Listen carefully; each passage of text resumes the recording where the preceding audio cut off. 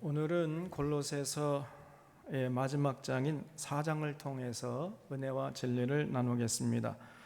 바울은 골로새서에서 우리가 믿는 예수님이 얼마나 위대하신 분인지를 말씀하고 있습니다. 예수님은 하나님의 형상이시고 또 만물의 창조자이시고 교회의 머리 되시고 또 모든 지식과 지혜의 보고가 되신다고 그랬어요. 이런 예수님이 우리를 위해서 십자가에서 죽으셨다가 부활하셨습니다. 그래서 우리가 예수 믿는다는 것은 이런 예수님과 함께 죽고 예수님과 함께 부활에 연합된 자로 산다는 것을 의미하는 것이죠. 그래서 그런 믿음을 가진 자들은 이제 반드시 이 땅의 것들을 버리고 위의 것들을 생각하고 위의 것을 찾고 추구해야 한다는 거죠. 당연한 얘기 아니겠습니까? 그래서 믿는 자들이 추구해야 할 위의 것들은 뭐냐? 긍휼과 자비와 겸손과 온유와 오래 참음 그리고 사랑이라고 했어요. 그리고 그리스도의 평강이 우리의 마음을 주장할 수 있도록 늘 마음을 깨끗하게 청소하고 있어야 한다는 겁니다. 또 그리스도의 말씀이 우리 속에 풍성히 거하여서 피차 모든 지혜로 가르치며 권면하는 이런 아름다운 공동체를 이루도록 서로 협력하라는 거예요. 그리고 시와 찬송과 신령한 노래를 부르면서 정말 감사함으로 하나님 앞에 나아가는 이런 모습을 잃지 않는 것입니다. 그리고 무슨 일을 할 때마다 모든 영광을 예수님에게 돌리고 예수님을 힘입어 하나님 아버지께 감사하는 이런 모습을 잃지 않는 것이죠. 또 언제나 웃음꽃이 피고 찬송 소리가 끊이지 않는 이런 아름다운 가정을 이뤄가고 직장에 나가면 또 사업장에서 사람들을 만날 때마다 자기 맡은 일을 최선을 다해서 정직하게 성실하게 충성되게 감당하는 것입니다. 이렇게 위의 것을 찾으면서 살아가는 것이 믿는 자의 마땅한 도리라는 거죠. 오늘 봉독한 4장에서는 계속해서 우리가 추구해야 할 위의 것들에 대해서 말씀하고 있습니다. 2절을 보겠습니다. 기도를 계속하고 기도에 감사함으로 깨어 있으라 그랬죠. 신앙생활을 가능케 하는 두 가지 도구가 있는데 그것이 성경과 기도지요. 언제나 우리 이걸 잊지 말아야 됩니다. 그래서 우리는 반드시 성경을 통해서 계시하시는 삼위일체 하나님을 인격적으로 만나는 일에 힘써야 돼요. 성경을 주목해야 됩니다. 성경을 잘 활용할 수 있어야 돼요. 그래서 성경을 통해서 하나님께서 우리에게 무엇을 요구하시는지 분명히 알 수 있어야 됩니다. 또 기도가 중요하죠. 기도를 하되 사실은 잘 하는 것이 더 중요해요. 아무렇게나 기도해버리면 안 하는 것만 못합니다. 기도의 기본 정신은 감사라고 그랬어요. 감사. 그래서 기도를 계속하고 기도에 감사함으로 깨어있으라 이렇게 골로새서에서 말씀하고 있는데 빌립보서에서도 보면은 아무것도 염려하지 말고 오직 너희 구할 것을 하나님께 어떻게 하라고요? 감사함으로 하라. 감사함으로. 기도의 기본 정신은 감사라는 거예요. 그리고 기도할 때는 반드시 마태복음 6장에서 예수님께서 너희는 기도할 때 이렇게 기도하라라고 기도에 대해서 자세히 가르쳐 주셨잖아요. 그 예수님께서 가르쳐 주신 식대로 기도해야 돼요. 아무렇게나 기도하면 안 됩니다. 그 주기도문을 보면은 어떻게 기도해야 하는지 또 무엇을 놓고 기도해야 되는지 아주 자세하게 가르쳐 주셨어요. 거기 보면 6가지 기도 제목이 나오는데 하나님의 이름이 거룩히 여김을 받도록 기도하라 그랬어요. 또 하나님 나라와 하나님의 뜻이 이 땅에 이루어지도록 기도하라 그랬습니다. 또 우리 모두가 일용할 양식을 누리게 해달라고 기도하라고 그랬고 우리가 우리끼리 서로 우리 죄를 우리끼리 서로 지은 죄를 용서한 후에 하나님께 나가서 우리의 지은 죄를 용서해 달라고 이렇게 기도하라고 가르쳐 주셨어요. 그러니까 우리끼리 지은 죄를 용서하지 않으면 하나님께 나가서 우리의 지은 죄를 용서해 달라고 할 수 없다는 겁니다. 먼저 선행돼야 돼요. 우리끼리 서로 화목하고 화평해야, 그래야 하나님께 나가서 기도할 수 있다는 거예요. 그리고 악한 마귀의 유혹에 빠지지 않도록 기도하라 그랬습니다. 이렇게 이제 기도했으면 그 기도가 우리의 삶의 현실에서 이루어지도록 우리가 살아드려야 된다는 거예요. 그래서 기도가 삶이 되고 그렇게 살아가는 삶 자체가 그것이 바로 기도라는 거예요. 이걸 잊지 마셔야 돼요. 이런 모습으로 살아가는 것이 진정으로 우리가 추구해야 할 위의 것들입니다. 3절에 또한 우리를 위하여 기도하되 하나님이 전도할 문을 우리에게 열어주사 그리스도의 비밀을 말하게 하시기를 구하라. 내가 이 일 때문에 매임을 당했노라. 그리하면 내가 마땅히 할 말로서 이 비밀을 나타내리라 그러죠. 바울은 지금 로마의 감옥에서 이 편지를 쓰고 있는 거 아닙니까? 근데 그 감옥에 갇혀 있으면서도 이제 그 골로새 교인들에게 기도 부탁하는데 뭐 빨리 좀 풀려날 수 있도록 기도해라, 이런 부탁하지 않고요, 어떤 상황에서라도 입을 열어서 하나님의 비밀이신 그리스도를 전할 수 있도록 그렇게 기도해다오, 이렇게 기도 부탁하고 있잖아요. 참 대단합니다. 그러니까 바울은요, 감옥 안에 있으나 감옥 밖에 있으나 아무런 상관이 없었습니다. 그 바울이 있는 그곳이 곧 선교지였던 거예요. 그냥 뭐 감옥에 있으면 감옥 안에서 뭐 복음 전하면 되는 것이고, 감옥 밖에 있으면 감옥 밖에서 복음 전하면 되는 것이고, 아무런 상관이 없었던 거죠. 그래서 그 선교지에서 담대하게 입을 열어 복음 전할 수 있도록 기도해달라, 이렇게 부탁하고 있어요. 우리도 이런 바울의 모습을 좀 본받아야 됩니다. 우리의 입을 열어야 돼요. 그래서 하나님의 비밀이신 예수 그리스도를 당당히 전할 수 있어야 됩니다. 영적 벙어리가 되면 안 되죠. 우리가 입은 있는데 말을 못하는 사람들이 많아요. 세상 말들은 잘하는데 이 예수 그리스도에 대한 이 말은 전혀 말을 못하는 겁니다. 자기 마음속으로 믿고 있으면서 말을 못해요. 그리고 영적 벙어리가 되면 안 되죠. 예수 그리스도 안에서 하늘의 소망, 부활의 소망이 있는 자들은 이 놀라운 그리스도의 비밀을 이웃에게 입을 열어서 전할 수 있어야 돼요. 우리가 하나님 앞에 나아갈 때 우리의 영광과 우리의 자랑이 뭡니까? 세상에서 뭐 이것저것 하는 것, 그것이 하나님 앞에 자랑이 되는 것이 아니라 전도의 열매가 하나님 앞에서 자랑거리가 되는 것이고, 그것이 바로 우리의 영광의 멸관이 된다는 사실을 잊지 마셔야 돼요. 그래서 바울은 언제나 자신이 전도한 사람들 향해서 너희가 하나님 앞에서 나의 멸관이다, 이렇게 표현을 해요. 다니엘서 12장 3절에서는 많은 사람을 옳은 대로 돌아오게 한 자는 별과 같이 영원토록 빛나리라 그랬습니다. 그래서 우리는 늘 생각해야 돼요. 과연 나로 인해서 예수 믿은 사람이 얼마나 되는가? 언제나 이걸 생각해 봐야 됩니다. 하나님 앞에서 내 면류관이 과연 몇 명이나 되는가? 한번 생각해 보세요. 한평생 한 사람도 전도의 열매 없이 하나님께 나아간다면은 그런 인생은 정말 부끄러운 인생이지요. 하나님 앞에 나갔을 때 얼굴을 들지 못할 것입니다. 그래서 우리도 바울처럼 전도할 문을 열어주사 그리스도의 비밀을 담대히 말하게 해 주시옵소서. 이것이 언제나 우리 기도 제목이 되어야 되고, 많은 사람들에게 이런 기도 부탁을 할 수 있어야 돼요. 이것이 우리가 추구해야 할 위의 것이라는 겁니다.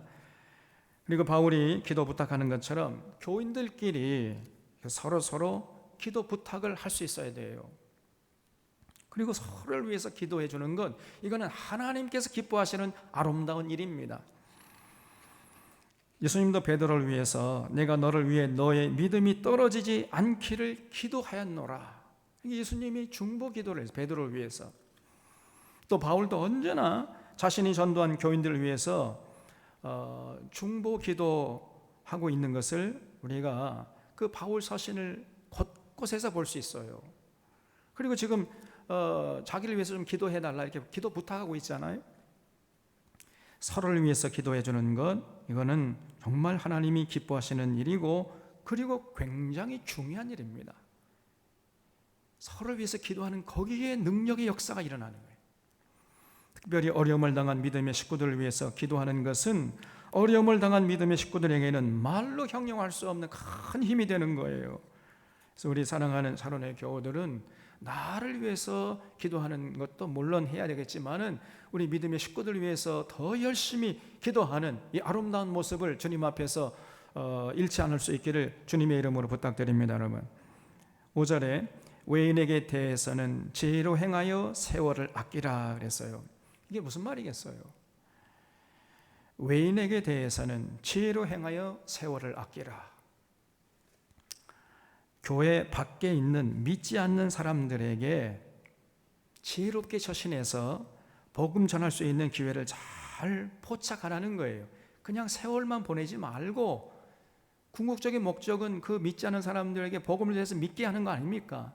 그래서 어떤 그 지혜를 활용해서라도 복음 전할 수 있는 기회를 빨리 포착해서 복음을 전해가지고 세월을 아끼라, 이런 얘기입니다. 여기서 외인은 예수 믿지 않은 교회 밖에 있는 사람들, 즉 세상 사람들을 말하는 거지요. 그래서 우리 믿는 자들은요, 절대로 이 금욕주의자들처럼 세상에서 은둔해서는 안 됩니다. 그렇다고 세상에 동화되어 가지고 뭐 쾌락주의자들처럼 될 대로 되라, 캐세라 세라 뭐 이렇게 해가지고 닥치는 대로 이렇게 살아서도 안 돼요. 세상에 동화되어서도 안 되고 또 세상을 은둔해서도 안 됩니다. 그러면 우리가 취할 제3의 길이 뭐냐? 세상 한복판에 나아가서 거기서 구별되게 살아야 돼요. 구별되게. 그리고 거기서 그치는 것이 아니라 그런 구별된 삶을 통해서 세상 사람들이 예수 그리스도의 향기를 맡고 주님께로 나아갈 수 있도록 해야 되는 거예요. 이렇게 해서 세상 한복판에서 구별되게 살면서 전도의 사명까지 감당해야 되는데, 여러분 그것이 쉽지 않은 거예요. 왜냐하면 세상이요 만만치 않기 때문에. 세상이 여러분 우리가 생각한 것 이상으로 악합니다. 우리의 상상을 초월하는 이런 악한 사람들이 굉장히 많아요. 세상 사람들 만만히 보면 안 됩니다. 쉽게 말하면은 늑대들이 우글거리는 것이 이 세상이에요. 그런 세상 사람들 틈바구니 속에서도 믿는 자들의 정체성을 잃지 않고 주변의 사람들을 그리스도께로 인도하는 이런 사명을 감당해야 한다는 거예요. 그렇기 때문에 그런 우리들에게 필요한 건 뭐냐? 그게 바로 지혜라는 겁니다. 지혜. 예수님께서도 제 아들을 세상 사람들에게 보내면서 내가 너희를 보냄이 양을 이리 가운데 보냄과 같도다. 그러므로 너희는 뱀같이 지혜롭고 비둘기같이 순수해라. 이렇게 지혜를 먼저 강조하고 있는 것을 볼 수 있습니다. 또 바울도 너희가 어떻게 행할 것을 자세히 주의하여 지혜 없는 자같이 하지 말고 오직 지혜 있는 자같이 하여 세월을 아끼라 그랬어요. 에베소 5장에서. 그래서 전도하기 위해서 여러분 우리에게 필요한 것이 지혜입니다. 지혜롭게 처신할 수 있어야 돼요. 그래서 말 한마디라도 여러분 사소한 행동 하나하나라도 우리가 정말 조심해서 지혜롭게 해야 돼요. 우리의 언행을 통해서 주변 분들이 하나님께 나아갈 수도 있고 하나님께 멀어질 수도 있다는 사실을 잊지 말아야 돼. 그래서 정말로 언행을 조심하고 처신을 조심해야 됩니다. 그래서 언제나 우리 믿는 사람들은 항상 밝아야 돼. 맑은 에너지가 넘쳐나야 됩니다. 그래야 세상 사람들, 어둠에 처한 사람들을 밝은 빛 가운데 인도할 수 있을 거 아니겠습니까? 그래서 그 중에서 특별히 여러분 밝은 에너지를 느끼게 하는 도구가 뭐예요? 그것이 바로 말이죠. 말. 그래서 말을 정말 조심해서 잘 해야 돼요. 그래서 6절에 너희 말을 항상 은혜 가운데서 소금으로 맛을 냄과 같이 하라. 그리하면 각 사람에게 마땅히 대답할 것을 알리라 그랬어요. 그래서 우리 믿는 자들은요 말을 잘해야 돼요. 말을 정말 은혜롭게 소금으로 맛을 내는 것처럼 그렇게 할 수 있어야 됩니다. 다시 말해서 말을 할 때는요 정말 논리적으로 조리 있게, 더 나아가서 감동적으로 말할 수 있어야 돼요. 요즘 대한민국의 대통령의 욕설로 세상에 떠들썩하지요. 대통령이란 사람이 동네 양아치만도 못한 언어를 구사하고 있으니 말이에요. 참으로 기가 막힙니다. 제가 보니까 이 사람은 욕이 습관화된 사람이에요. 평생 그렇게 살아온 사람입니다. 입만 열면 욕설을 해대는 거예요, 그냥. 그래가지고 그 검찰이라는 그 권력을 가지고 사람들을 그냥 막 위협하고, 그러면서 없는 죄를 만들어 놓고 의인을 죄인이라고 하고 죄인을 의인이라고, 이렇게 평생을 살아왔던 사람이에요, 이 사람이. 그런 사람이 대통령이 됐으니 말이에요. 그래서 2번 찍은 사람들 저 뒤에 가서 손 들고 서 계세요.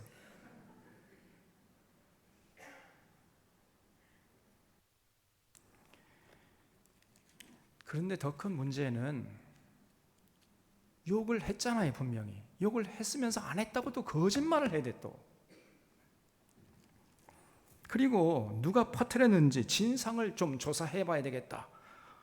그러면서 엉뚱하게 언론에게 화살을 돌리고 있습니다. 진상을 조사하려면 자기가 얘기하면 될 거 아니에요. 자기가 한 말이니까. 뭐 이런 사람 다 있어요.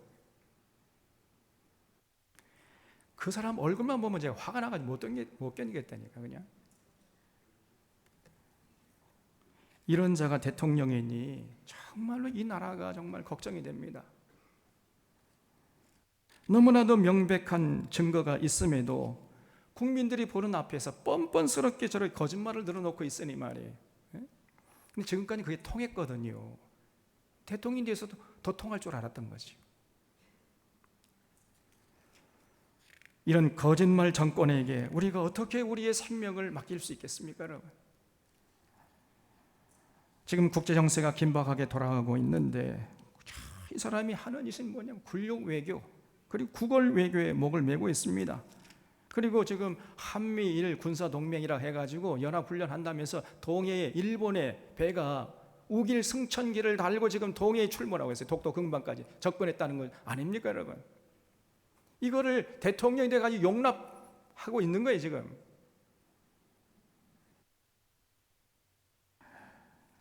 그리고 이 박근혜 정부 시절에 친일적인 국정교과서를 발행하다가 실패한 그런 사람을 또 이제 중요한 자리에 앉혔습니다. 제가 볼 때 이 윤석열 정권은 친일 매국 정권이에요, 이게. 이 나라를 위한 정권이 아닙니다. 그 박근혜 정권보다 100배는 더 악한 정권을 보여요. 이 정권이 5년 동안 이 나라를 다시 생각하면 정말 아찔합니다. 정말 나라가 걱정이에요. 결국은 제가 볼 때 이 윤석열이라는 사람이 말이 험하잖아요. 평생 그렇게 살아온 사람이, 이 사람이. 대통령의 언어를 쓸 줄 모르고 있는 겁니다, 지금. 그래서 이 모든 일들이 결국 말로 인한 결과 아닙니까?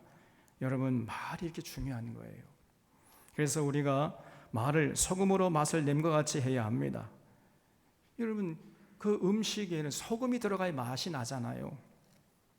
소금으로 맛을 내듯이 말을 조리 있게, 그리고 감동적으로 드림직하게, 보함직하게, 먹음직하게 할 수 있어야 된다는 거예요.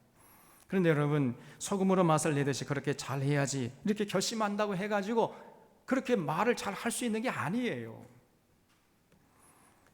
말을 잘 하려면 반드시 두 가지 선행 조건이 필요합니다. 첫째는 머리에 든 것이 있어야 돼요. 그래야 말을 잘하게 되는 거죠. 그래서 제가 여러분 늘 독서를 강조하는 거예요. 이제 가을이 됐는데 여러분 책을 좀 가까이, 책을 읽으십시오. 제가 반드시 여러분 읽어야 할 책들 다 사가지고 다 비치해 놨잖아요. 근데 별로 떠들어보는 사람이 없는 것 같아요. 여러분, 독서하지 않으면 말을 잘 할 수가 없습니다. 책을 많이 읽어야 말을 은혜롭게 감동적으로 할 수 있는 거예요. 논리적으로. 무엇보다도 책 중에 책인 성경책을 많이 읽으셔야 돼요. 성경의 진리가 머릿속에 들어있어야 말을 맛깔나게 잘할 수 있는 것입니다. 둘째는 평소에 자신의 생각을 조리 있게 논리적으로 감동적으로 할 수 있도록 평소에 연습하고 훈련할 수 있어야 돼요. 이것을 잘하는 민족이 바로 유대 민족입니다. 유대인들은요, 공부하되 절대로 주입식으로 공부하지 않고 계속 묻고 대답하고 토론식으로 공부를 해요. 가정에서 부모님과 자녀들이 안식일에 모여가지고 성경책을 가지고 끊임없이 토론하는 겁니다. 학교에 가서도 선생님이 정답을 가르쳐주는 역할을 하는 것이 아니라 자꾸 학생들 앞에 질문을 해요. 선생님은 뭐냐? 질문하는 사람이에요. 질문하는 사람. 인에이블러, 스스로 생각해서 정답을 찾아가도록 도와주는 사람. 이것이 이제 유대 선생님의 역할입니다. 그래서 스스로 생각해서 대답하면서 자신의 생각을 조리 있게 말할 수 있는 능력을 키워나가는 거지요. 도서관에서 공부할 때에도 혼자 공부하는 것이 아니고 2명씩 반드시 짝을 지어서 서로 묻고 대답하고 이러면서 공부하는 거예요. 그래서 그 유대의 도서관은요, 우리 도서관은 뭐 쥐 죽은 듯이 그렇게 조용하지요. 그런데 유대 도서관 가면요, 돗대기 시장보다 더 시끄럽습니다. 왜냐하면 둘씩 이렇게 짝을 지어가지고 서로 계속해서 묻고 대답하고 하니까 시장판보다도 더 시끄럽단 말이에요. 여러분, 그렇게 공부해야 된다. 이 평소에 이렇게 말을 하는 연습을 하고 훈련을 하니까 유대인들이 소금으로 맛을 내는 것처럼 그 말을 조리 있게 감동적으로 잘 할 수 있게 되는 것이고, 이런 사람들이 이제 사회에 진출하니까 세상 사람들에게 인정받고 칭찬받고 존경받는 이런 사람들이 끊임없이 일어나고 있는 것입니다. 그래서 여러분, 말의 중요성은 아무리 강조해도 지나치지 않는 거예요. 여러분, 가만히 생각해 보세요. 모든 인간관계가 말로 이루어지잖아요. 말을 잘해야 돼요. 지금 바울이 2절에서 기도를 강조하고 있는데, 여러분, 기도도 무엇을 하는 겁니까? 말로 하는 거잖아요. 말. 또 전도도 뭘로 하는 거예요? 말로 하는 거잖아요. 다 말로 하는 겁니다. 그래서 말할 때에는 소금으로 맛을 내는 것처럼 맛깔나게 조리 있게 감동적으로 하라고 하고 있는 거죠, 바울이. 자, 여기까지가 이제 위의 것을 찾으라는 말씀이에요.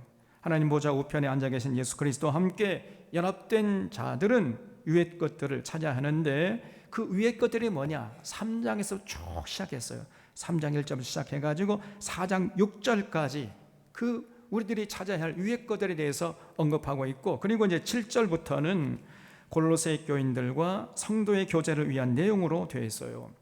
가장 먼저 이 편지를 가지고 가는 두기고를 소개하고 있습니다. 7절에 두기고가 네 사정을 다 너희에게 알려주리니 그는 사랑받는 형제요 신실한 일꾼이요 주 안에서 함께 종이 된 자니라. 내가 그를 특별히 너희에게 보내는 것은 너희로 우리 사정을 알게 하고 너희 마음을 위로하게 하려 함이라 그랬어요. 거기 그는 사랑받는 형제요 신실한 일꾼이요에 줄을 쳐주시기 바랍니다.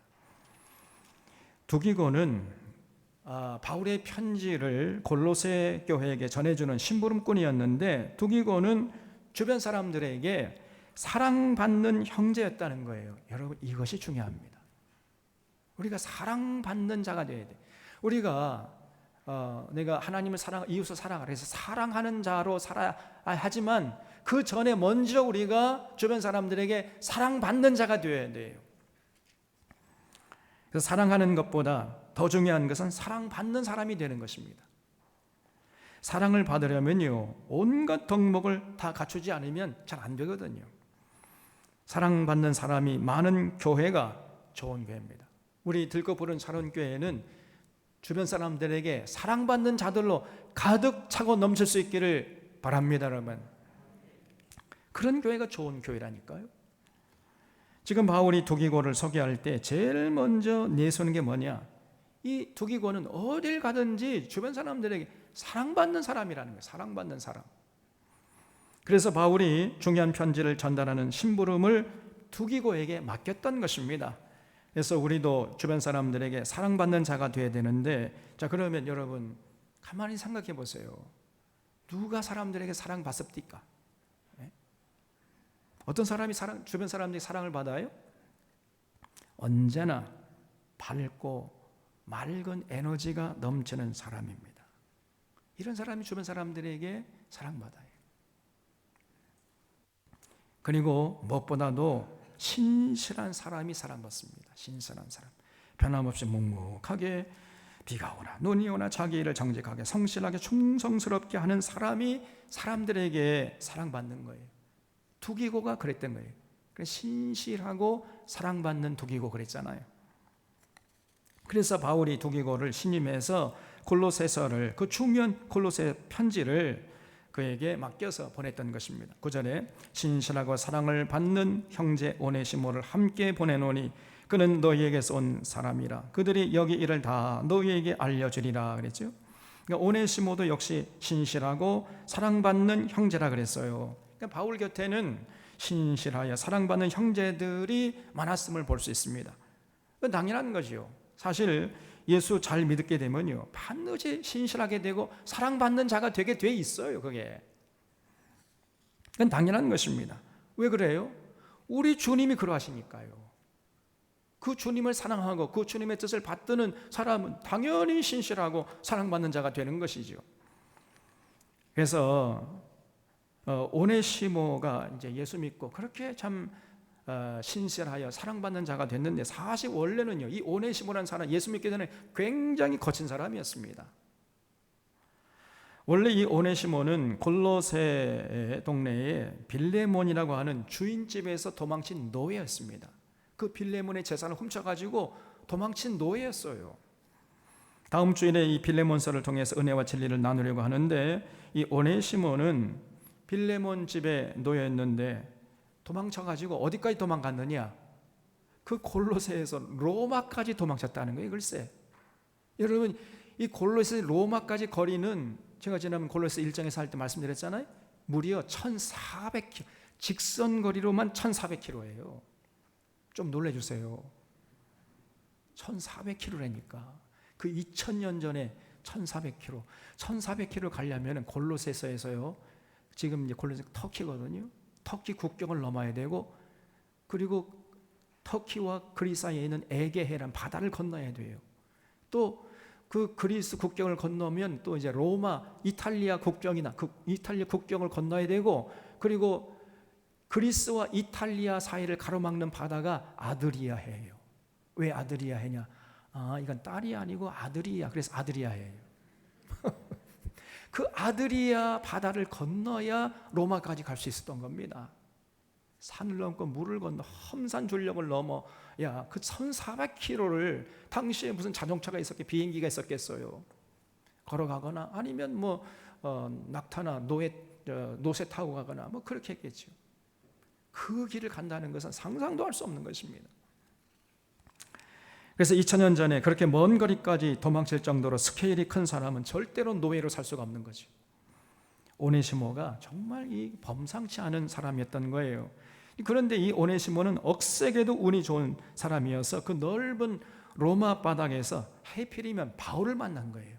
그래서 복음을 듣게 되었고 완전히 사람이 거듭나 버린 겁니다. 그래서 얼마나 신실하게 변했든지 주변 사람들로부터 사랑받는 형제로 거듭났다는 거예요. 원래 이 오네시모라는 말이 유익한 자라는 뜻을 갖고 있습니다. 근데 사실은 오네시모는 예수님 만나기 전에는 유익한 자가 아니고 무익한 사람이었어요. 아주 거친 사람이었습니다. 그런데 바울을 통해서 예수를 만나고 나니까 그 이름대로 유익한 자로 거듭났던 거죠. 그래서 바울이 오네시모를 다시 원주인이었던 빌레몬에게 돌아가라고 했던 거예요. 또 돌아가. 아니, 바울 돌아가면 어떡합니까? 만약에 빌레몬이 용서하지 않으면 오네시모는 죽는 건데, 십자가에 못 박혀 죽는 건데 그 길을 돌아가라고 하다니요 말이에요. 아무리 바울이 할지라도 너무한 거 아닙니까? 또 오네시모도 그렇지요. 가라고 한다고 또 꾸역꾸역 갑니까? 가기는 그 길이 어떤 길인데 죽으려고? 돌아갔다가 빌레몬이 용서하지 않으면 십자가에 못 박혀서 죽을 수밖에 없었는데 어떻게 돌아갑니까, 여러분? 여러분 같으면 돌아가겠어요? 그러나 존경하는 바울 선생님이 돌아가라고 하니까 이 오네시모가요, 십자가에 못 박혀 죽을 각오를 하고 꾸역꾸역 돌아가는 거예요. 또 바울도 대단하고 오네시모도 대단하지 않습니까? 그래서 바울이 이제 오네시모를 두기고와 함께 보내면서 이들이 여기 로마의 상황을 소상하게 전해줄 것이다, 이렇게 편지하고 있는 거지요. 골로새서에는 이걸 볼 때 개인적인 사적인 얘기는 안 썼다는 것을 여기서 알 수 있어요. 왜 그래요? 골로새서가 개인에게 보내는 개인 서신이 아니고 모든 교인들 앞에서 읽어주고 또 읽어준 다음에는 또 다른 교회로 보내져 가지고 다른 교회 사람들도 그 라우디게아나 히에라폴리스 이 다른 교회 사람들도 읽어줘야 했던 회람 문서의 편지였기 때문에 그런 사적인 이야기 쓰면 안 되잖아요. 그래서 그런 사적인 이야기는 두기고와 이제 오네시모가 가서 너희들에게 구도로 전해줄 것이다 이렇게 편지하고 있는 거죠.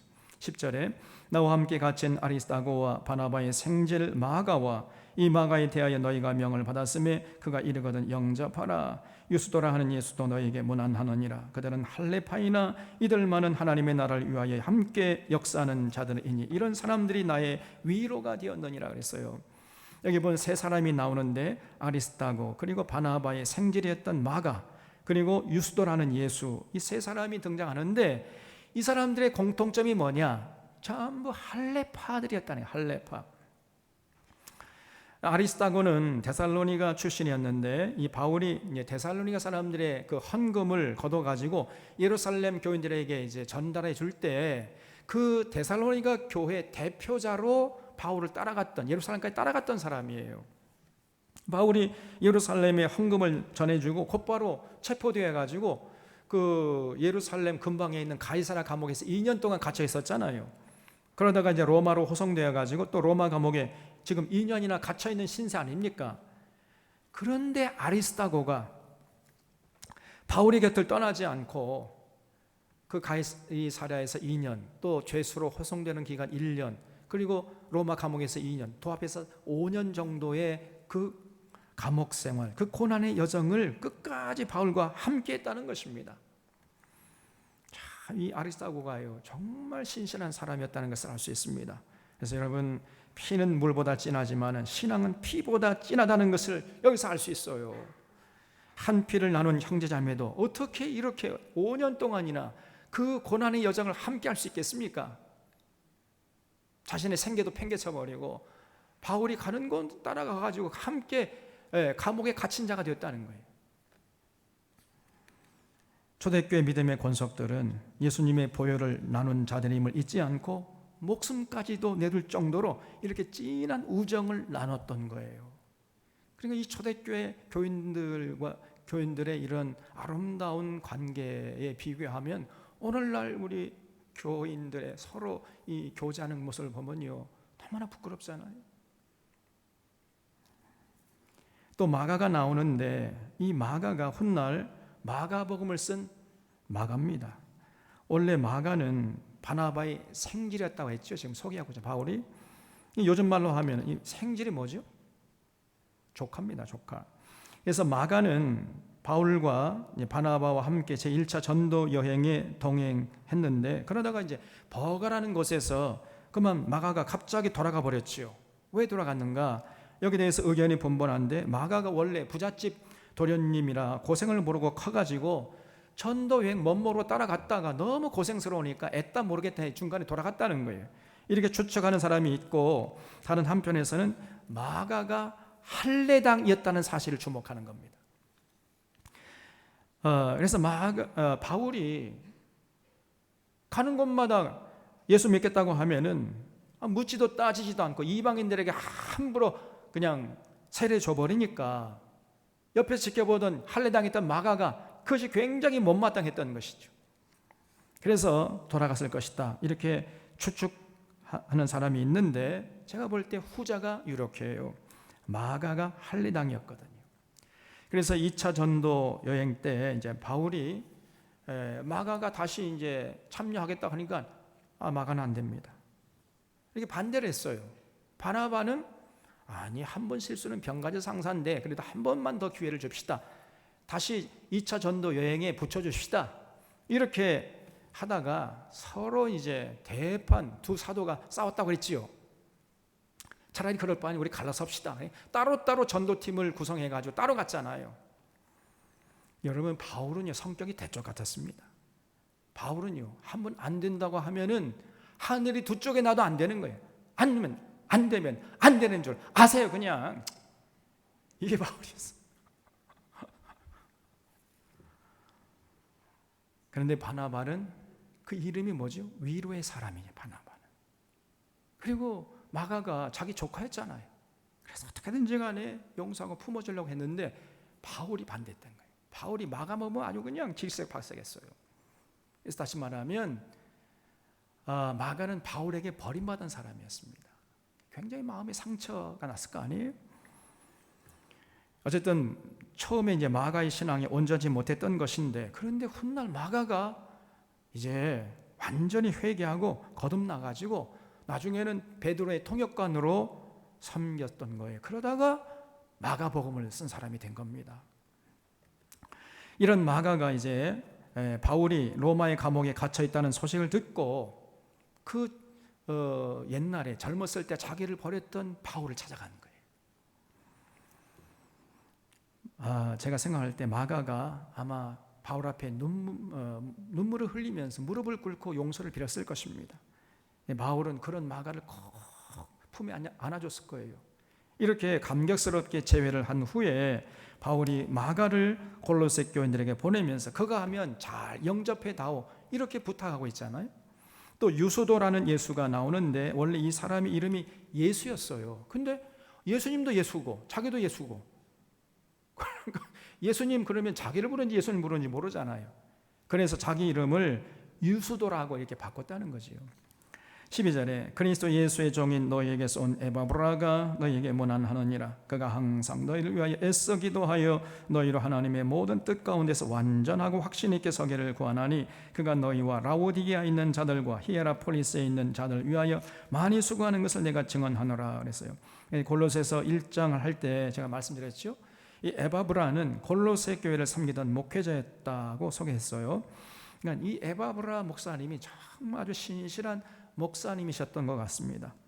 골로새뿐 아니라 라우디게아와 히에라폴리스까지 다니면서 복음을 전해서 교회를 세우고 아주 정성을 다해서 그 교인들을 돌봐줬다는 거예요.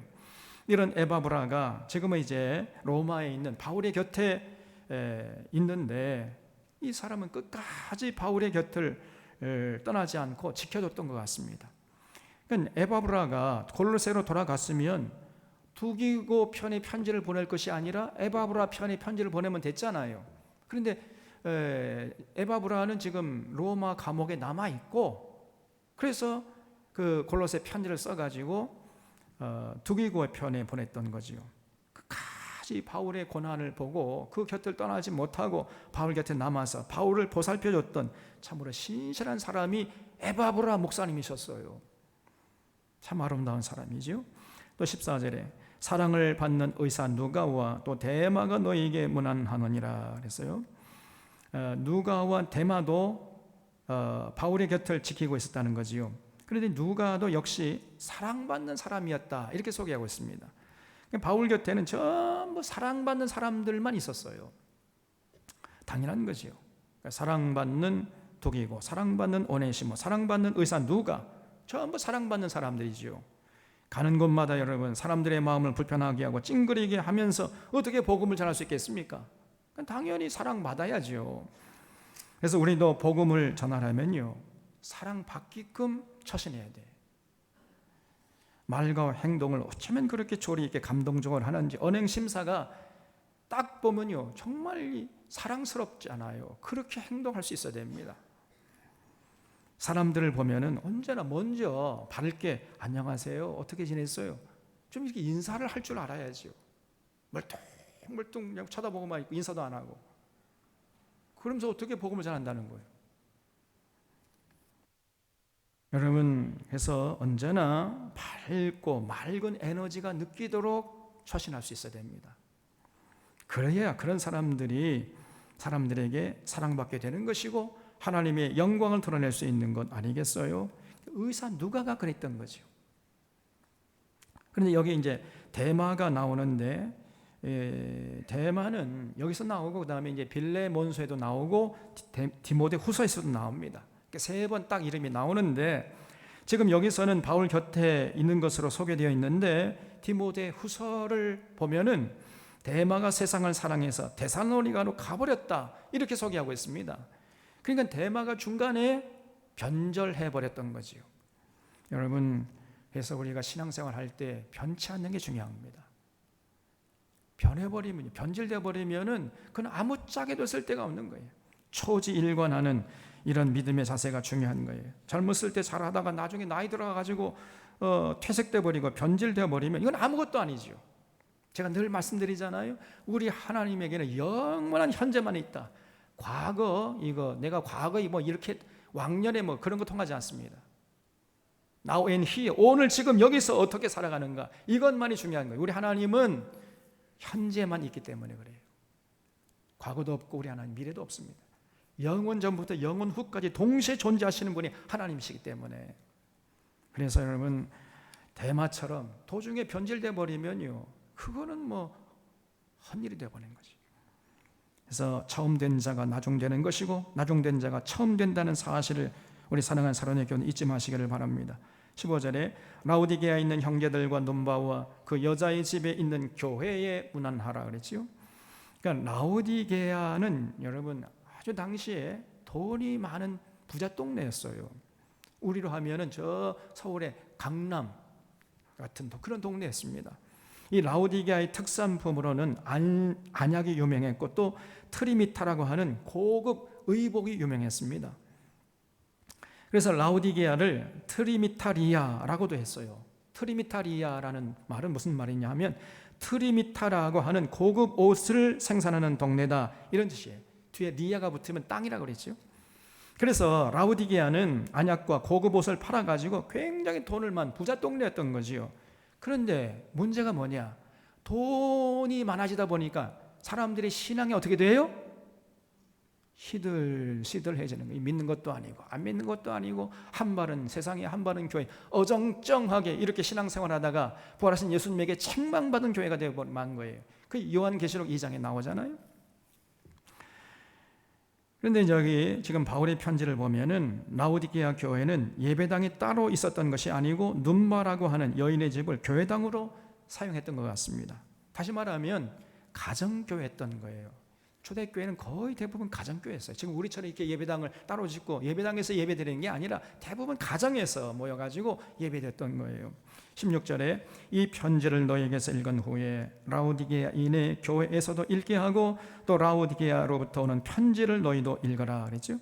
그래서 골로새서는 골로새 교인들에게만 보내는 편지가 아니라 라오디게아 교인 또 히에라폴리스 교인에게도 보내는 회람 문서였다는 거예요.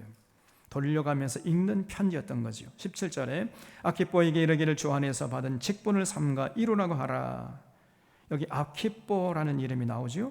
다음 주일에 살펴볼 빌레몬서에 보면은 빌레몬과 그의 아내 압비아 그리고 아키뽀, 이렇게 세 사람의 이름이 나옵니다. 빌레몬의 아내가 압비아였고 빌레몬의 아들이 아키뽀였던 거죠. 그 아키뽀도 그 아버지 빌레몬과 함께 이제 도란노 서원에 가가지고 바울에게 복음을 듣고 이제 영접하고 사역자로 부름을 받은 것 같아요. 그런데 이 아키뽀가 사역을 하다 보니까 여러분, 사역이 절대 쉬운 게 아닙니다. 그렇잖아요. 더구나 라오디게아 같은 이 부작 동네에서 젊은 아키뽀가 가가지고 목회자랍시고 해가지고 뭐 사역을 하니까 그 라오디게아 사람들이요 시원찮게 보는 거예요. 시큰둥하게 여기면서 아키뽀의 말에 전혀 귀를 기울이지 않았던 겁니다. 그러니까 이 아키뽀가 목회하다가 그만 상처를 받아가서 집에서 쉬고 있었던 거죠. 그래서 바울이 아키뽀에게 주 안에서 받은 직분을 삼가 이루라, 이렇게 명령하고 있는 겁니다. 지금 바울이 아키뽀에게 책망에 가까운 말을 하고 있는 것을 볼 때 아키뽀가 별로 복음 전파 사역에 열심을 내지 않았던 것 같아요. 아무리 복음을 전해줘도 사람들의 반응이 시큰둥하니까 그만 마음에 상처를 받고 열정이 식어버린 거죠. 여러분, 우리도 이런 실수를 범하기 쉽습니다. 그러면 우리가 나중에 예수님에게 책망받게 돼요. 그래서 여러분, 절대 사람들이 반응이 어떻게 나온다 해가지고 우리가 실망하거나 상처받으면 안 됩니다. 그래서 하나님이 이제 선지자를 보낼 때 구약 성경을 보면요, 대부분 뭐라고 하면서 보내냐면은 너는 가서 저들이 듣든지 아니 듣든지 너는 내가 전하라는 그 말을 전해라. 이렇게 당부하고 보내요. 듣든지 아니 듣든지 너는 전한 말을 전해라. 여러분, 이게 중요합니다. 사람들의 반응 살피지 말고 전해야 할 말이 있으면 당당히 전하면 그것으로 책임은 끝난다는 거예요. 이렇게 힘을 내서 주님께 받은 직분을 삼가 이루려고 힘쓰라. 지금 아키포에게 바울이 명령하고 있어요. 우리도 그렇게 해야 됩니다. 여러분, 하나님께 받은 직분을 경홀히 여기면 안 돼요. 여러분, 정말 중요하게 생각하고 최선을 다해서 그 직분을 삼가 이루려고 애를 써야 하는 것입니다.